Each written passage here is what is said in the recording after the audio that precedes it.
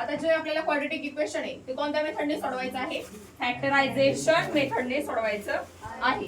आता फॅक्टर आपण कोणत्या नंबरचे पाडणार आहोत? जे आपल्याला इक्वेशन दिलेलं आहे त्या इक्वेशन मध्ये जो लास्ट नंबर आहे, काय लास्ट नंबर 54, त्याचं काय करणार आहोत आपण? फॅक्टरायझेशन फॅक्टर्स पाडणार आहोत, बरोबर का?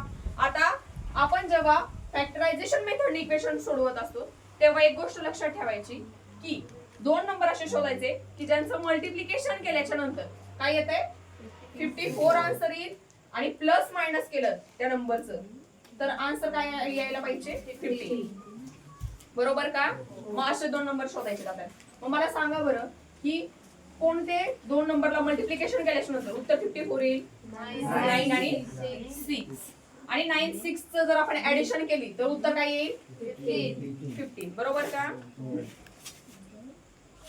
बरोबर. आता आपण हे इक्वेशन मध्ये काय करणार आहोत? व्हॅल्यू ऍड करणार आहोत. x² - 9 x 9 पुन्हा -6x + 54 = 0. मला सांगा हे दोन्ही नंबर आपण मायनस मध्ये का घेतले?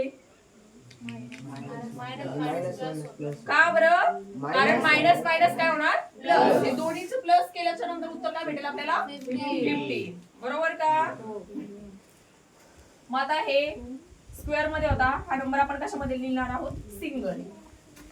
9 पुन्हा 6 मिडलचा नंबर x - 9. समजलं का? आता कॉमनली लिहिणार x - 6 = 0 आणि x - 9 = 0. x = 6 और x = 9. समजलं का इक्वेशन? हो.